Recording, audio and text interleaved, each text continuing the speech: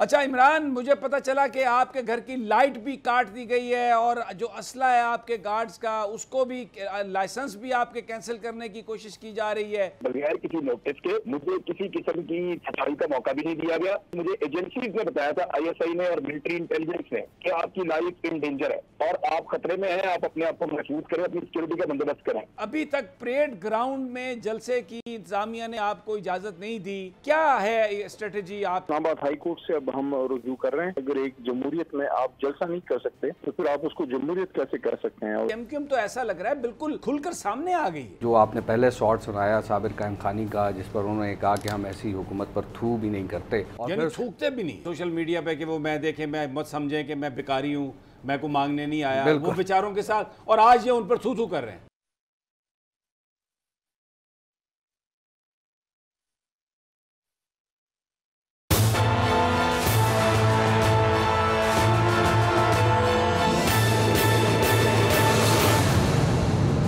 अस्सलाम वालेकुम नाज़रीन, मैं आपका मेज़बान समी इब्राहिम। आप देख रहे हैं प्रोग्राम तज्ज़िया। मेरे साथ हमारी को एंकर अलीना इलियास और हमारे कॉरेस्पॉन्डेंट जनाब उमर हयात हैं। और आज प्रोग्राम में स्टोरीज़ बजट के हवाले से भी हैं, सियासत के हवाले से हैं, इत्तेहादियों की जो आपस में फूट उनकी जो पड़ रही है, जो जंग हो रही है आपस में, जो एक रस्सा कशी उनकी आपस में है, वो सारी गुफ्तगू हम करेंगे। पाकिस्तान को जो चैलेंजेस हैं उन पर बात करेंगे। लेकिन सबसे पहले जो ज़रूरत है आवाम की मामलात को बेहतर करने के लिए वो है आज़ादी इजहार राय, फ्रीडम ऑफ एक्सप्रेशन। और ख़बर को रोकना नहीं चाहिए, इसलिए कि अगर इन्फॉर्मेशन आती रहे तो लोगों को इत्तलात मिलती रहती हैं और वो फ़ैसला कर सकते हैं कि किस तरफ उन्होंने जाना है। और ये हुकूमत अपने उन हथकंडों से बाज नहीं आई और आवाज़ को, फ्री आवाज़ को दबाने की कोशिश कर रही है। और मैं सबसे पहले जो हमारी स्टोरी है वो इमरान रियाज हमारे साथ हैं, मशहूर एंकर हैं, ब्लॉगर हैं, यूट्यूबर हैं और जर्नलिस्ट हैं, बड़े सीनियर। हक सच की बात करते हैं, जो भी गुफ्तगू है उनकी, उसमें he does not mince his words, और बिल्कुल एक भरपूर उनकी एक पोजीशन है। कभी उन्होंने उस पर कोई कंप्रोमाइज़ नहीं किया, कभी उसको छुपाने की कोशिश नहीं की। हुकूमत उन्हें मुसलसल दबाने की कोशिश कर रही है। और आज मैंने उनके कुछ ट्वीट्स देखे, उनका जो असला था जो उनके गार्ड्स के पास है उसको भी लेने की कोशिश की जा रही है या ले लिया गया, अभी हम उनसे पूछेंगे। इससे पहले भी पुलिस उनके घर के इर्द गिर्द जो है वो उसको डिप्यूट किया गया, उनको फॉलो किया गया, उनके ख़िलाफ़ भी FIRs दर्ज हैं, पता नहीं दर्जनों FIRs दर्ज हैं। एक भरपूर अंदाज से उनको दबाने की कोशिश की जा रही है, जिससे लगता यह है कि हुकूमत सच का सामना नहीं कर सकती। इमरान रियाज, बहुत शुक्रिया आपने हमें ज्वाइन किया। मेरी आवाज़ आप तक पहुंच रही है? जी मुझे बहुत शुक्रिया, बहुत शुक्रिया। अच्छा इमरान, मुझे पता चला कि आपके घर की लाइट भी काट दी गई है और जो असला है आपके गार्ड्स का उसको भी, लाइसेंस भी आपके कैंसिल करने की कोशिश की जा रही है। ये बताइए हो क्या रहा है इस वक्त, क्या सूरत हाल क्या है, आप कहाँ पर हैं और क्या वहाँ पर है, हो क्या रहा है? अच्छा, बिजली का इन्होंने एक अजीब सिस्टम किया है यहाँ पे। ये मेरे घर के वोल्टेज एकदम बहुत ज्यादा बढ़ा देते हैं, जिससे मेरा सामान जल जाता है। अभी मेरी 10 से ज्यादा चीजें जो है वो घर की जल चुकी हैं, 2 इसी आज भी जले हैं। हमारी वाइन जो है उसके अंदर पटाखे बज रहे होते हैं कई दफा, और ये गुज़िश्ता चंद दिनों से लगातार ये हो रहा है। और यहाँ पे इन्होंने कोई बिजली वालों ने अगर कोई काम किया था, जो इलाके के लोग हैं वो ये बताते हैं, क्योंकि यहाँ मेरे आसपास कोई रहता नहीं है। और जो सिक्योरिटी वाले हैं उन्होंने बताया कि उस तरफ से कोई ये कार्रवाई करके गए, और तब से लेके अब तक ना सिर्फ यहाँ बिजली आती नहीं है, बहुत कम आती है। 1 घंटा आएगी तो फिर उसके बाद 2 घंटे गायब हो जाएगी। और अभी लाइट आई है जब मैं आपसे बात कर रहा हूँ। और एक तो लोड शेडिंग का बड़ा, ये बिजली को बढ़ा देते हैं, पता नहीं कैसे करते हैं। ये पहले बिजली के वोल्टेज कम होते हैं, शिकवा तो मैं सुना था, ये एकदम वोल्टेज को बढ़ाते हैं जिससे यहाँ पे धमाके होते हैं। और मेरे घर का काफी सामान जल गया। मैं अभी कोई एक्सपर्ट को बुला रहा हूँ, इलेक्ट्रीशियन को, और हमने फाइनली यही सोचा है कि हम वापदा को हाथ जोड़ के उनके मीटर वापस कर दें और कोई सोलर का या जनरेटर का सिस्टम पक्का अपने घर में लगा दें, अपनी बिजली को भी प्रोड्यूस करें। इसके अलावा मुझे नहीं लगता कि हमारे पास कोई और ऑप्शन बचा है या कोई और ऑप्शन इन्होंने छोड़ा है। और दूसरा इन्होंने किया ये कि रातों रात होम डिपार्टमेंट के ऊपर बहुत दबाव डाला हमजा शहबाज के मालिक ने और हमजा शहबाज ने, दोनों ने मिलकर, और इन्होंने बड़ी कोशिश की है। और पूरी एक वारदात डालते हुए बगैर किसी नोटिस के मुझे किसी किस्म की सफाई का मौका भी नहीं दिया गया और मेरी सुनवाई भी नहीं हुई किसी जगह पे। और मेरे पास लाइसेंस, क्योंकि मैं शिकार खेलता हूँ, मेरे पास कुछ वेपन जो है वो शिकार खेलने के लिए है। और इसके अलावा क्योंकि मुझे एजेंसीज ने बताया था, ISI ने और मिलिट्री इंटेलिजेंस ने, और ये 2012 से ऑनवर्ड मुझे 5 मरतबा बता चुके हैं कि आपकी लाइफ इन डेंजर है और आप खतरे में हैं, आप अपने आप को महसूस करें, अपनी सिक्योरिटी का बंदोबस्त करें। तो मैंने सरकार से कभी सिक्योरिटी ली नहीं, कभी भी मैंने पुलिस को सिक्योरिटी के लिए साथ नहीं रखा, ना मुझे उनके ऊपर ट्रस्ट रहता है। तो मैंने फिर प्राइवेट सिक्योरिटी जो है वो अरेंज की थी अपनी, और उसके लिए फिर मैंने वक्तन से वक्तन जो गवर्नमेंट थी, शहबाज शरीफ के दौरे हुकूमत में भी, भूतनार के दौरे हुकूमत में भी, शहबाज शरीफ का दौरे हुकूमत था उसमें भी मैंने मुख्तलिफ लाइसेंस लिए थे और उनमें कुछ सिक्योरिटी के लिए थे और ज्यादा जो है वो थे शिकार खेलने के लिए। तो अब इन्होंने मेरे सारे लाइसेंस रातों रात कैंसिल कर दिए। एक बहुत ताकतवर आदमी के कहने के ऊपर हमजा शहबाज के मालिक ने कहा तो उन्होंने कैंसिल कर दिए, और जब ये मेरे लाइसेंस कैंसिल हो गए तो आज सुबह सुबह पुलिस पहुंच गई उनके ऊपर अमल दरामद करने के लिए, और फिर उन्होंने कहा जी आप अपने तमाम लाइसेंस हमारे हवाले कर दें, आपके लाइसेंस कैंसिल हो चुके हैं, मैंने दे दिए। उसके बाद फिर उन्होंने कहा कि हमारी लीगल ब्रांच ये कह रही है कि हमने आपसे हथियार देखा, आप अपने हथियार भी हमारे हवाले कर दें। तो जो हथियार मेरे पास अवेलेबल थे मैंने उनको दे दिए और वो निहत्था करके मुझे चल गए यहाँ से। और मुझे सोचने पहले बता देते हैं मैं रात में नहीं, लेकिन इमरान रियाज जो वेपन्स आपके पास थे, आपको थ्रेट भी है और सरकार से भी आप सिक्योरिटी नहीं लेते, तो ये आपके वेपन्स जो हैं ये अगर वो लेके गए हैं तो ये तो एक बड़ा आपके लिए सीरियस मसला होगा अपनी सिक्योरिटी के हवाले से। शिकार की बात तो दूर की बात है, वो तो अब आपकी अपनी जो सिक्योरिटी है वो उसके हवाले से बड़े सीरियस सवालात उठे होंगे। और इमरान साहब हमने एक और भी बात की थी कि रात गए शायद कोई कार्रवाई भी की जा सकती है, आपके पास कोई ऐसी इतलात भी हैं, थोड़ा उस पर भी रोशनी डालिएगा। हाँ, मेरा जो सोच इसने मुझे कल ये बताया था कि आज आपसे आपके हथियार हम ले लेंगे, उसने बताया कि आज या कल रात को आप रेडी रहिएगा, हम आपके घर के ऊपर कार्रवाई भी करेंगे। आईदान में क्या करेंगे अब मैं नहीं बता सकता, इतना डिटेल में नहीं आ सकता। आज रात को या कल रात को मेरे मेरे घर जाएंगे और कोई ड्रामेबाजी वहाँ पे करेंगे। हमारे पास कोई हथियार नहीं है, चाहे कोई सिविलियन आए, चाहे कोई जत्था आए, चाहे कोई ग्रुप आए, कोई भी हमारे ऊपर अगर हमला करने आएगा तो हमारे पास अब कोई ऐसा वेपन मौजूद नहीं है जिसको हम अपनी हिफाजत के लिए इस्तेमाल कर सकें। मेरा राइट है उसको इस रियासत ने वापस ले लिया है। मैं इस रियासत को हर साल करोड़ों में टैक्स देता हूँ और वो टैक्स इनके पास जमा होता है, बल्कि जो मुझे एडवांस टैक्स में पैसा वापस करना है वो भी मिलियंस में है।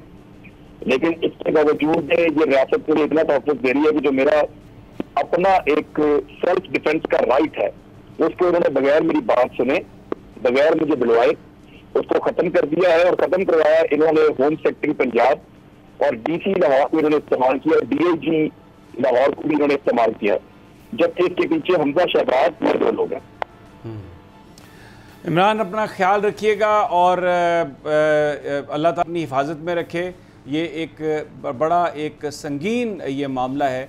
आज़ादी इजहार राय ये आईन पाकिस्तान गारंटी करता है और इमरान रियाज उन चंद लोगों में शामिल हैं जो बिल्कुल किसी तरह के भी दबाव और ख़तरे के परवाह किए बग़ैर जो मुल्की सूरत हाल पर जो उनकी पोजीशन है वो बात खुल कर कह रहे हैं और कभी उन्होंने कोई कंप्रोमाइज़ नहीं किया इस हवाले से, और बड़ी वाज़े पोजीशन है। उन्होंने कभी बीच की कोई रास्ता लेने की कोशिश नहीं की, कभी उन्होंने अपने आप को नहीं कहा कि मैं कोई न्यूट्रल सहाफ़ी हूँ।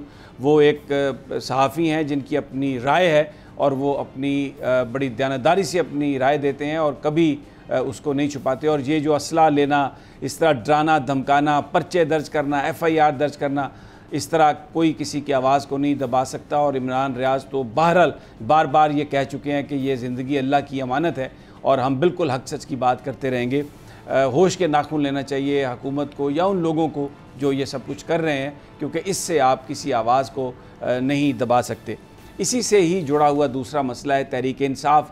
इस वक्त पाकिस्तान की जो सूरत हाल है उस पर एहतजाज कर रही है। इमरान खान साहब ने परेड ग्राउंड पर जलसे का ऐलान किया है 2 तारीख को, लेकिन इंतज़ामिया, इस्लामाबाद की इंतज़ामिया जो है वो वहाँ पर जलसा करने की इजाज़त उन्होंने अभी तक नहीं दी। 27 तारीख को एप्लीकेशन दे दी गई थी लेकिन अभी तक जलसे की इजाज़त नहीं दी गई, जिस पर ख़बरें हैं कि तहरीक इंसाफ जा रही है इस्लामाबाद हाई कोर्ट और वहाँ से अदालत से ये हुक्मनामा लेने की कोशिश की जा रही है।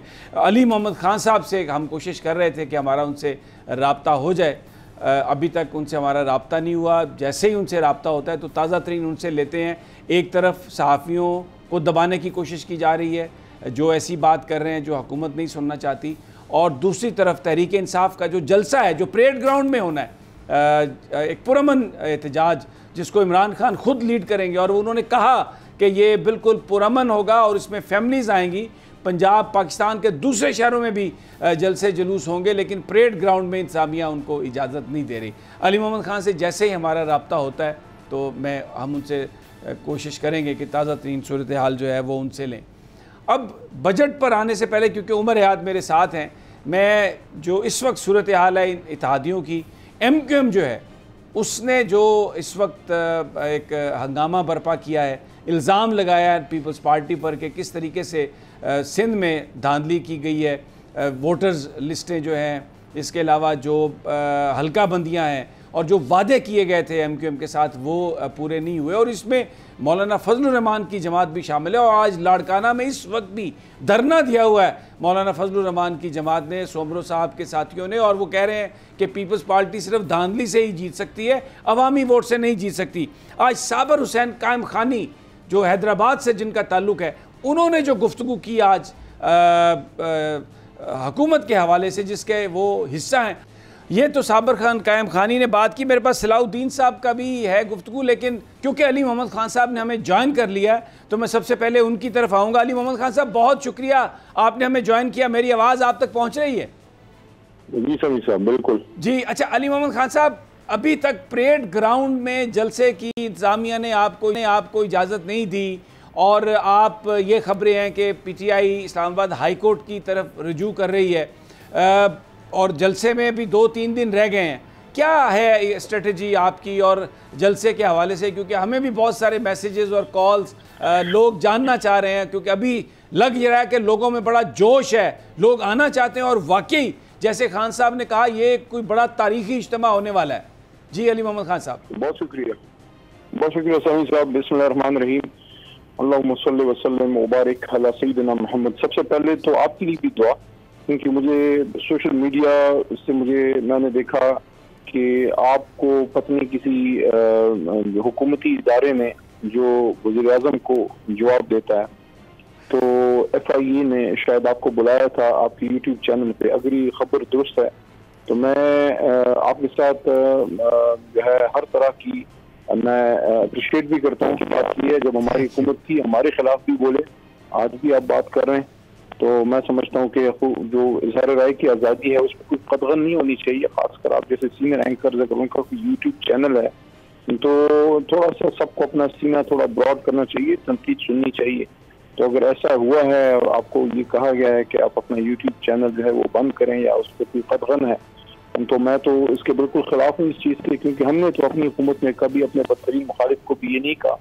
तो अगर हुकूमत, क्योंकि ऐसा ये तो हुकूमत वक्त को रिपोर्ट करता है, हुकूमती इदारा है, तो मैं बिल्कुल इस चीज़ को कंडेम करता हूँ। दूसरा जो आपने जलसे की बात समी इब्राहिम साहब की, तो इस्लामाबाद हाई कोर्ट से अब हम रुजू कर रहे हैं, और क्योंकि हम एक पीसफुल जलसा करेंगे, पहले भी हमारा पीसफुल मार्च था, तो जो हमारा एक माहौल है उसके लिए ज़रूरी है कि प्रॉपर एक कानूनी तरीके से हम एक आगे का रास्ता अख्तियार करें। इसी वजह से हमने इंतज़ामिया से भी उनको भी दरख्वास्त की, और मैं हैरान हूँ कि किस तरह उन्होंने एक पीसफुल एक्टिविटी, यानी कि अगर एक जमहूरियत में आप जलसा नहीं कर सकते तो फिर आप उसको जमहूरियत कैसे कर सकते हैं? और ये तो आईन आपको गारंटी करता है, और आप तब तक किसी को रोक नहीं सकते पॉलिटिकल एक्टिविटी से जब तक वो कानून को हाथ में ना ले। तो ये ना तो धरना है ना ये मार्च है, हालांकि अगर धरना और मार्च भी हो तो वो भी आपका हक है, तो ये तो एक जलसा है। और अभी बाई इलेक्शंस हो रहे हैं, मैं कल खुशाब से कल रात वापस पहुंचा हूँ, वहाँ जबरदस्त मैंने जवाब दिए। परसों हम सवात की सीट जीते हैं, PK7 सवात से तरीकन साफ पूरी PDM की 17-15 जमातों को शिकस्त दे के निकली है। तो इस हालात में अगर आपने बाई इलेक्शंस हो रहे हैं और बल्दियाती इलेक्शन सिंध में आपने देखा जिस तरह हुए, तो इस इलेक्शन के माहौल में अगर आप जलसा नहीं होने देंगे तो फिर ये आइन की जो आर्टिकल्स हैं उस पर अमल दरामद के लिए समी इब्राहिम साहब आप मुझे बताएं, कोई खला से कोई आसमानी मखलूक उतरेगी तो वो उस पर अमल दरामद। तो इसीलिए हम अपनी मौजूदा अदलिया के पास गए हैं क्योंकि इंतजामिया ने दूसरा रुख दिखा दिया है, जो दो रुख का उनका चेहरा है कि बज़ाहिर वो मुस्कुराते हैं लेकिन अंदर से एक फाशिस्ट किस्म का चेहरा है इस मौजूदा हुकूमत का। और आप इस बात के गवाह हैं कि हमारे खिलाफ 3-4 बड़े मार्चेज हुए, बेशुमार धरने जलसे हुए, हमने तो ना किसी को रोका, ना किसी को एहतजाज से रोका, ना किसी पर पर्चे काटे, पर्चे भी काटे, सब कुछ हुआ। हम सब जमानते दे के और अदालतों में रोज पेश होके जो है हम अपना क्लियरेंस करा रहे हैं।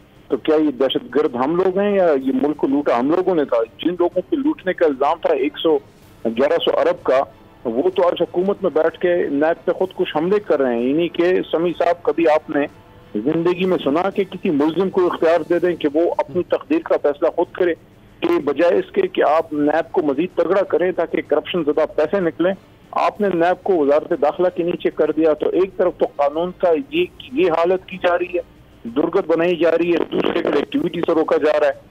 तो ये हम किस तरफ जा रहे हैं? क्या हम पाकिस्तान को बनाना रिपब्लिक की तरफ लेके जा रहे हैं? पिछले दिनों खान साहब ने लाहौर में जलसे किए, वहां पर तो उन्हें किसी ने नहीं रोका, आखिर इस्लामाबाद में क्यों रोका जा रहा है? और अगर अदालत की तरफ से आपके हक में फैसला ना आया तो फिर आपका क्या लाहे अमल होगा?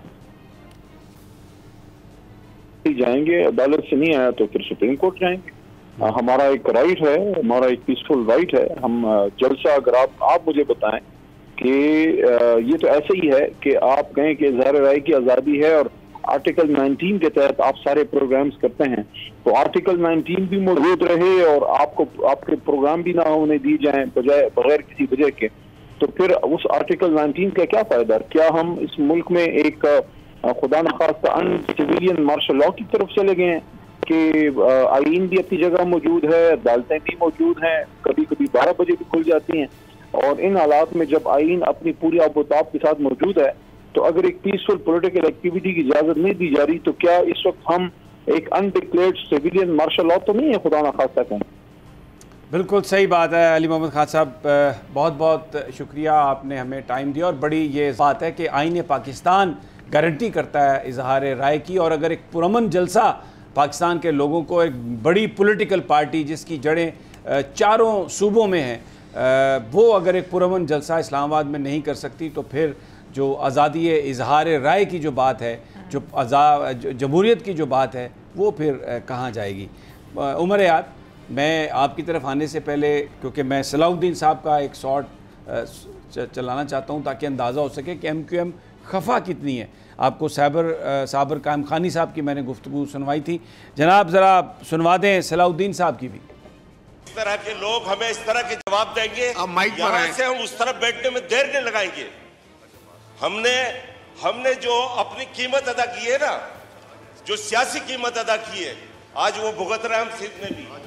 अरे ये समझते नहीं है लोगों को, जरा सी एक हकीर चीज के ऊपर क्या जवाब दिए इन्होंने, लानत भेजते हैं ऐसी, बड़े सख्त अल्फाज, लानत भेजते हैं ऐसी। उमर याद, आप भी मौजूद थे क्या? वहाँ पर सूरत हाल क्या थी? MQM तो ऐसा लग रहा है बिल्कुल खुलकर सामने आ गई है। बिल्कुल, जब इजलास शुरू हुआ तो राजा परवेज़ अशरफ ने कहा कि जो लीव एप्लीकेशंस हैं वो मैं पहले पढ़ लूँ। तो ये साबिर कायम खानी साहब जो है वो पॉइंट ऑफ ऑर्डर पे खड़े हुए और इन्होंने जो आपने पहले शॉट सुनाया साबिर कायम खानी का, जिस पर उन्होंने कहा कि हम ऐसी हुकूमत पर थू भी नहीं करते और फिर थूकते भी नहीं। हाँ, और इसके बाद जो हमने ये देखा कि सलाउद्दीन साहब खड़े हुए, देखें ना वो बेचारे शहबाज शरीफ साहब की पहले कितनी वो चल रही हैं सोशल मीडिया पे कि वो मैं मत समझें कि मैं भिखारी हूँ, मैं को मांगने नहीं आया, वो बेचारों के साथ, और आज ये उन पर थू कर रहे हैं। सलाउद्दीन साहब जब खड़े हुए तो आपने देखा कि उनको कोई खींच रहा है, तो वो सरदार अयाज सादिक साहब हैं जो वज़ीर इक़्तिसादी उमूर हैं, वो उनको खींच रहे हैं कि नहीं आप इस तरह बात ना करें और आप इधर आएँ, साइड पे आ जाएं, आप वॉकआउट ना करें। लेकिन यहाँ सूरत हाल यकसर मुख्तलिफ इसलिए होती है क्योंकि एक तरफ हम देखते हैं कि MQM के लोग उस ऐवान के अंदर हुकूमत की मुखालफत में बातें करते हैं, लेकिन दूसरी जानिब जब फाइनेंस बिल की अप्रूवल हो रही थी तो वो उसके हक़ में भी खड़े हो रहे थे। फिर आपने देखा कि आपने बताया कि लाड़काना के अंदर राशिद महमूद सोमरो अपने लोगों के साथ जो है वो ज़रदारी बगाओ सिंध बचाओ तहरीक, बिल्कुल तहरीक शुरू किए हुए हैं और उन्होंने इल्ज़ामात की बूछाड़ की हुई है पीपल्स पार्टी पे। तो उसके जो लोग हैं यानी फजलुर रहमान साहब के फर्जंद वो वज़ीर हैं, दीगर जो JUI के वज़रा हैं, और रिपोर्टेडली पैसे वाली वज़ारतें हैं, वो यहाँ बैठे हुए हैं। और अब राशिद महमूद सोमरो जो हैं वो खालिद महमूद सोमरो के बेटे हैं, और उन्होंने अपने उनके जो वालिद हैं उनको शहीद किया गया और दहशतगर्दों ने शहीद किया, क्योंकि वो इस तरह जो है हम उसको नहीं कह सकते क्योंकि नामालूम अफराद थे। लेकिन अब हम देख रहे हैं कि उनकी जमात और सिंध के अंदर अगर कोई वडेरों के सामने खड़ा है तो राशिद महमूद सोमरो जो है वो खड़ा है। लेकिन फजलुर रहमान साहब पता नहीं उनकी बात को अहमियत वक़्त क्यों नहीं देते, कि जो ये कहते हैं कि पीपल्स पार्टी जो है वोट की ताकत के ज़रिए नहीं बल्कि धांधली के ज़रिए जीतती है। तो ये सोचना होगा फजलुर रहमान साहब को भी कि अब ये चीचू का ने क्या सोचना है। अरे भाई बात सुने, अब ये चीचू का मुरब्बा यार आप उमर हयात देखें, आप बड़े शरीफ आदमी हैं। फजलुर रहमान साहब पैसे वाली वजारतें सारी उनके पास, और दिन रात फैक्ट्रियाँ लगी हुई हैं, माल बन रहा है, क्या बात कर रहे हैं आप। 2-4 दफ़ा तो शहबाज शरीफ को नोटिस लेना पड़ा, वो जो वज़ीर थे सारे वो गनमैन भी पता नहीं क्या। और जैसे ये हज के कोटे बिक रहे हैं और जिस तरह से लोगों को भेजा जा रहा है, ये क्या बात कर रहे हैं। वो फजलुर रहमान साहब क्या बोलेंगे, अभी तो माल जो है ना वो बन रहा है और इसलिए बोलने की ज़रूरत नहीं है। लेकिन MQM ने जो एहतजाज किया है, MQM जिस तरह खुलकर आई है, ये एक लिटमस है, टेस्ट भाई मैं आपको बता रहा हूँ। लेकिन शाहज़ैन बुगटी ने जिस दिन इमरान खान की हुकूमत के खिलाफ प्रेस कॉन्फ्रेंस की थी ना, तो लोगों ने कहा कि बस दिन गिने जा चुके। और ये जो MQM बोल रही है ना, आज जो सलाउद्दीन साहब ने कहा है और जो साबर कायम खानी ने कहा है, थूक रहे हैं इन वजारतों पर, हुकूमत पर लानत भेज रहे हैं, वो ये कह रहे हैं। लेकिन उसी फ्रंट सीट पे उसामा कादरी और दूसरे जो MQM के लोग हैं उन्होंने कोई एहतजाज नहीं किया, वो बैठे रहे। सिर्फ साबिर कायम खानी और सलाउद्दीन साहब उठे और उन्होंने माइक पर बात की। उनके भी 2 वजीर मौजूद हैं काबीना के अंदर, पर्दादारी थी ज़रूरी, जो अयाज सादिक साहब पीछे से खींच रहे थे, बिल्कुल उनको बेजा गल नहीं करनी, और वो कह रहे थे नहीं बहना मैं गल करनी है, लानता पानी ने। बहरहाल वेरी इंटरेस्टिंग। अभी हम यहाँ पर ब्रेक पर जा रहे हैं, जब वापस आते हैं तो ख़बरें ये आ रही हैं, शहर में ये इत्तला है कि ये बिलावल भुट्टो साहब तो एक डमी से वज़ीर ख़ारजा हैं और इनको तो कोई इंपॉर्टेंट फ़ाइल भी नहीं दिखा रहा वजारत ख़ारजा की।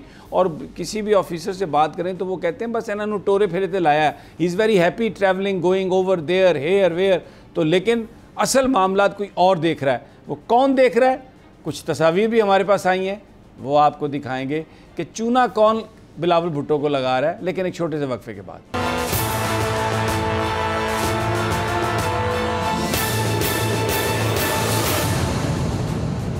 वेलकम बैक नाजरीन। बिलावल भुट्टो की मैं बात कर रहा था ब्रेक पर जाने से पहले। पीपल्स पार्टी तो उनको प्रोजेक्ट कर रही है कि जी बस भुट्टो साहब की रूह उनमें आ गई है और अब बिलावल साहब उनकी परवरिश, जरदारी साहब उनकी परवरिश कर रहे हैं और उनको एक लॉन्च पैड मिल गया और अब वो बहुत जल्द पाकिस्तान के वज़ीर आज़म बनेंगे। लेकिन शहर में ये ख़बरें गर्दिश कर रही हैं कि जनाब बिलावल साहब को तो बिल्कुल कोई एक्सेस ही नहीं है, इंपॉर्टेंट फ़ाइल्स भी, इंपॉर्टेंट डिसीजन उनसे पूछ कर नहीं किए जाते। और जो शहबाज शरीफ साहब हैं वो बड़ी सफाई से, बड़ी होशियारी से, वैसे वो बड़े लगते हैं सादा की से तबीयत के, अगर आप उनकी तस्वीर देखें तो वो बेचारे बड़े, और ख़ास तौर पर जो मीम्स चल रही हैं टिकटॉक पर इधर उधर, उसमें तो वो बहुत ही बेचारे मांगते हुए नज़र आ रहे हैं कि ये मत समझिए मैं भिखारी हूँ, लेकिन बस क्या करूँ, पिछले 75 साल से पता नहीं क्या हो गया। वो बताया जा रहा है कि उन्होंने बड़ी सफाई से, तारिक फ़ातमी साहब जब शुरू में उनको लगाया गया था, तारिक फ़ातमी साहब बड़े, ये बेसिकली ये फ़ातमी साहब की शोहरत ऐसी है, डॉन लीग्स के मरकज़ी किरदार है रिपोर्टेडली ये, और इनके ऊपर बड़े इल्ज़ामात हैं, इसराइल को कबूल करना, दूसरी चीज़ें, अमेरिकन लॉबी। इनको एडवाइज़र लगाया था शहबाज शरीफ साहब ने अपना, special assistant for this foreign affairs. लेकिन जब बिलावल भुट्टो बने वज़ीर ख़ारजा, पीपल्स पार्टी के पास से चली गई वजारत और हिना रबानी कर वज़ीर मुमलिकत बनी, तो इनको कहा कि जी नहीं आप हट गए हैं। लेकिन ये बेसिकली हटे वटे नहीं हैं, सारी फाइलें इन्हीं के पास हैं और सारे जो शहबाज शरीफ साहब को जो मशवरे देते हैं, जो वजारत ख़ारजा जो कर रही है ना, उसकी इंस्ट्रक्शन जो है वो शहबाज शरीफ साहब देते हैं थ्रू तारिक फ़ातमी, क्योंकि वड्डे पाजी जो हैं उधर से लंदन से भी उनकी ये हदायत हैं कि तारिक फ़ातमी साहब ज़रा तस्वीर दिखा दें। ये मैं इसलिए कह रहा हूँ कि चाइना की कम्युनिस्ट पार्टी के एक बड़े अहम जो उनके डायरेक्टर हैं ख़ारजा अमूर के, वो आए पाकिस्तान, तो ये कौन उनका इस्तकबाल करने गया है? भाई वो कम्युनिस्ट पार्टी के हैं तो कोई इधर से या तो कोई नून लीग की पार्टी का कोई इनका कोई जाता बंदा, कोई पीपल्स पार्टी का बंदा जाता, ये तारिक फ़ातमी साहब खड़े हैं उनका इस्तकबाल कर रहे हैं। कोई ये फ़ॉरेन ऑफिस बताए ना, इनका क्या ताल्लुक़ है तारिक फ़ातमी साहब का फ़ॉरेन ऑफिस से? ये तो यानी हिना रबानी खर साहबा नहीं है, बिलावल भुट्टो साहब नहीं है, या पीपल्स पार्टी का कोई होता, कम्युनिस्ट पार्टी को अगर हम ये कहें कि party at par with party होगी, तो पीपल्स पार्टी का कोई बंदा होना चाहिए था। बहुत अच्छे लोग हैं पीपल्स पार्टी में, बड़े समझदार लोग हैं पीपल्स पार्टी में, चौधरी मंजूर साहब हैं पीपल्स पार्टी में, कमर जमान कायरा साहब हैं पीपल्स पार्टी में, वो लोग जा सकते थे। लेकिन ये तारिक फातमी साहब, बिलावल भुट्टो साहब के बारे में जो खबरें चल रही हैं, जो मैं कह रहा हूँ कि वो वजारत ख़ारजा की अहम फाइल्स, अहम डिसीजंस, जो स्ट्रेटेजिक डिसीजंस हैं, उसमें उनका कोई लेना देना नहीं है। उनको सिर्फ लगा दिया गया है कि आप घूमें फिरें, बात करें, अपनी अंग्रेज़ी सीधी करें, थोड़ा सा बोलने का सीख लें, this is what you are doing. ये जनाब बिलावल साहब के बारे में, क्योंकि वो आते ही नहीं है, काबीना के इजलास में भी नहीं आते ज़्यादातर, वर्चुअली उसमें ज़्यादा वो शरीक होते हैं। तो शहबाज शरीफ साहब इस बात से बड़े खुश हैं कि वो घूमते फिरते रहें और जो असल जो मामला है वो कर रहे हैं।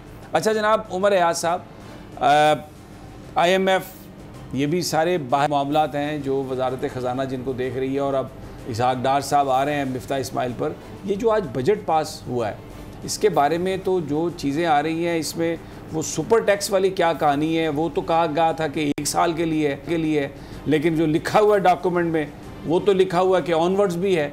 और ये जो लीवी लगाई जा रही है 50 रुपए तक उन्होंने आज वो कर दिया उसको। और ये बेसिकली हो क्या रहा है, IMF ने जो वो 6th और 7th, ये मिफ्ता साहब तो कह रहे थे कि वो कंबाइन कर दिया है सारा रिव्यू उसका, ये असल हकीकत क्या है, ये झूठ है, क्या है? देखिए जी, जो मिफ्ता इस्माइल साहब ने ये ट्वीट किया कि 7th और 8th जो रिव्यू है एक्सटेंडेड फंड फैसिलिटी प्रोग्राम का, उसको मर्ज कर दिया गया है। और कल जब उन्होंने कहा कि हमें memorandum of economics and financial policies receive हो गया है, अब ये जो memorandum of economics and financial policies है, ये MEFP इसको कहा जाता है, और ये रिसीव हुआ, लेकिन ये अभी तक हमारी जो इतलात हैं उसके मुताबिक मुकम्मल जो इसके टेबल्स हैं वो रिसीव नहीं हुए। चंद टेबल्स जो है वो IMF की जानिब से भिजवाए गए हैं। और मिफ्ता इस्माइल साहब ने ट्वीट भी किया कि जनाब हमें जो है वो अब एक 1.9 बिलियन डॉलर जो है वो मिलेंगे। फिर उन्होंने प्राइम मिनिस्टर को भी ये बताया कि हमें 1.9 बिलियन डॉलर्स मिलेंगे, और प्राइम मिनिस्टर ने भी अपनी स्पीच में, और कल मिफ्ता इस्माइल साहब ने भी अपनी स्पीच में ये कहा कि हमें इतने मिलेंगे। लेकिन जब हमारी ज़राए वज़ारत ख़जाना से बात हुई तो उन्होंने कहा कि जो MEFP हमें मिला है उसके अंदर इसका कोई तस्करा नहीं है कि वो उन्होंने 7th और 8th जो रिव्यू है उसको मर्ज किया है। दूसरा, पेट्रोलियम लेवी के हवाले से आपने बात की कि पेट्रोलियम लेवी जो है वो अब जो 10 जून को हुकूमत ने बजट पेश किया था, उसमें हुकूमत ने 750 अरब रुपए का हदफ रखा था पेट्रोलियम लेवी का, जो गुज़िश्ता साल अगर देखा जाए तो 610 अरब रुपए रखा गया था, लेकिन इसको कम किया गया था क्योंकि पेट्रोलियम मसनूआत की कीमतों में इजाफा हो रहा था, तो पेट्रोलियम लेवी को कम करना पड़ा। लेकिन इस दफ़ा 750 अरब रुपए रखा गया, लेकिन अब 855 अरब रुपए वो हदफ कर दिया गया है। 50 रुपए फ़ी लीटर जो है वो पेट्रोलियम मसनूआत पर लेवी लगाई जाएगी। अगरचे ये यकदम नहीं लगाई जाएगी, लेकिन मरहलावार लगाई जाएगी, और ये तकरीबन अप्रैल 2023 तक इसको 50 रुपए तक पहुंचाया जाएगा। इसका मतलब अप्रैल में जो पेट्रोल की कीमत अभी 1 जुलाई को 250 हो जाएगी, तो अप्रैल में ये 300 से तो ऊपर होगी कीमत। बिल्कुल, आज इसी तरह की बात हुई। मैं मिफ्ता इस्माइल साहब के साथ बैठा हुआ, मैंने कहा जी जो PTI वाले तो कहते हैं कि जनाब पेट्रोल जो है वो 300 से ऊपर जाएगा। मुझे मिफ्ता इस्माइल साहब कहते हैं कि आप जो है ना शर्त लगा लें उनसे करोड़ की कि नहीं जाएगा, आप अमीर हो जाएंगे। मैंने कहा फिर आपने मेरे ऊपर सुपर टैक्स लगाना है। तो फिर वो सुपर टैक्स पे जब बात हुई तो हमने कहा कि जनाब आपने और प्राइम मिनिस्टर ने, मरियम औरंगज़ेब ने ये कहा कि सुपर टैक्स जो हम लगा रहे हैं वो 1 साल के लिए है, लेकिन जो आज हम फाइनेंस अमेंडमेंट बिल हमारे सामने आया है उसमें तो लिखा हुआ है कि ये 2022 से ऑनवर्ड, और उसमें कोई टाइम जो है वो डिफाइन नहीं किया गया कि इतने टाइम तक लगेगा। तो फिर मिफ्ता इस्माइल साहब ने चेयरमैन FBR को कॉल किया, उन्होंने कहा ये क्या कर दिया आपने? रुके यार जहाँ पे ज़रा ये मैं ये सवाल करना चाह रहा हूँ। इसका मतलब है कि वज़ीर ख़जाना को ये नहीं पता जो डॉक्यूमेंट पेश किए जा रहे हैं। फिर एक बड़ा सवाल ये है कि ये बना कौन रहा है? अगर मिफ्ता इस्माइल भी FBR चेयरमैन को फ़ोन करके पूछ रहे हैं कि ये क्या है, तो फिर ये बनाया किसने है सारा डॉक्यूमेंट? बिल्कुल, ये असल इशू यही है। और जब उनसे डार साहब बना रहे हैं या IMF डायरेक्ट बना रहे हैं? नहीं, बिल्कुल, ये तो हम अगर कहें कि जब PTI ने अपना पिछला बजट पेश किया था तो उस वक्त हमने ये कहा था कि ये IMF का बजट है, लेकिन इस दफ़ा तो क्लियरली वाज़े नज़र आ रहा है कि ये IMF का ही बजट है। और इस बजट के अंदर हमने बाकायदा जो हमारे अहदाफ हैं वो हमने पहले IMF को भेजे हैं और IMF से हमें वापस आया कि नहीं, आपने इतना नहीं, इतना करना है। अब ये सूरत हाल है, अभी तक IMF ने एग्री नहीं किया। बिल्कुल, अभी तक मैं आपको यही कह रहा हूँ कि जो memorandum of economics and financial policies का के टेबल्स हैं वो पूरे अब तक नहीं भेजे गए। तो इतना बोझ भी लाद दिया, महंगाई भी कर दी, इतनी वो जैसे MQM थू कर रही है, लानतें भी खा ली, और अभी तक MQM जो है, जो IMF है, वो राज़ी नहीं हुआ। राज़ी तो देखें ना, राज़ी IMF तब होता कि जब IMF की आंखों में आंखें डाल के बात की जाती है। जब आप किसी के सामने अगर घुटने टेक देते हैं, क्योंकि मैं दूसरे वर्ड इस्तेमाल नहीं करना चाहता, जब आप घुटने टेक देते हैं तो फिर आपको इसी तरह की चपेटें पड़ती हैं जो आज पाकिस्तान के इन हुक्मरानों को जो है वो पड़ रही हैं। आप ये देखें कि पाकिस्तान एक डेवलपिंग कंट्री है। देखिए, बहरहाल कोई भी वज़ीर आज़म हो, पाकिस्तान हमारा मुल्क है, कोई भी हमारा वज़ीर ख़ज़ाना हो, ये हमारी डोमेस्टिकली हम चीज़ें एक दूसरे से स्कोर सेटल कर सकते हैं, लेकिन अगर IMF से डील करना हो, बाहर की ताकतों से डील करना हो, तो वो तो पाकिस्तान को रिप्रेजेंट कर रहे हैं ना। तो ये तो पूरी कौम के लिए बड़ी एक ऐसी सिचुएशन है कि जो मैं सिर्फ ये कह सकता हूँ, अगर ना होती तो बेहतर था। बिल्कुल, ये जो आपने बात की, मैंने भी कहा कि memorandum of economics and financial policies के मुकम्मल टेबल जो है वो नहीं मिला। तो मिफ्ता इस्माइल साहब से जब हम सवाल कर रहे थे कि फ़लाँ चीज़ का क्या हुआ, जो 4 प्रायर एक्शंस हैं पाकिस्तान को जो दिए गए हैं, उस हवाले से ज़रा हमें बताएं। तो मिफ्ता इस्माइल साहब ने कहा, यार पहले तो उन्होंने कहा मैंने 5 मिनट जो है वो memorandum of economics and financial policies पढ़ा है। फिर उन्होंने ये कहा कि नहीं, टोटल 20 मिनट मैंने पढ़ा होगा, और उसके बाद जो है ना वो, क्योंकि वो मिनिस्ट्रीज़ ने उस पर अमल दरामद करना है, तो सेक्रेटरी ख़जाना जो है वो लीड कर रहे हैं IMF के साथ जो डिस्कशंस हो रही हैं इस वक्त। तो अब आप देखें कि एक वज़ीर ख़जाना, उसको चाहिए कि उसको फ्रंट फुट पे खेलना चाहिए। ब्यूरोक्रेसी के हाथ में आप अगर चीज़ें दे देंगे तो उन्होंने किसी के कहने पे दी होंगी ना, उनको तो कोई फर्क नहीं पड़ता। नहीं तो किसी के कहने पे दी होंगी ना। अब आप भी डंडी मार रहे हैं ना बीच में। देखिए, सेक्रेटरी खजाना की इतनी औकात और इतनी हिम्मत है कि वो वजीर की इजाजत के बगैर ये सब काम कर सके, इसका मतलब है वजीर से कोई ऊपर की चीज है। अब मैं आपको कहा होगा, अच्छा ये मैं ब्रेक, मैं आपकी बात सुनता हूँ, ये आप जो भी कहना चाह रहे हैं जरूर, इसलिए कि ये इंपॉर्टेंट चीजें हैं। लेकिन इस वक्त लग ऐसा रहा है कि जिसके पास बज़ाहिर जो शोबा है उसको हैंडल वो नहीं कर रहा, उसको डील वो नहीं कर रहा। बज़ाहिर कुछ लोग हुकूमत पे हैं, लेकिन दर हकीकत हुकूमत उन लोगों की है जो हमें नज़र नहीं आ रहे। भले वो वाशिंगटन बैठे हैं, भला वो लंदन बैठे हैं, मुझे नहीं पता कहाँ बैठे हैं। बहरहाल गुफ्तगू हमारी जारी है, एक छोटा सा वक्फा हमारे साथ ही रहिए।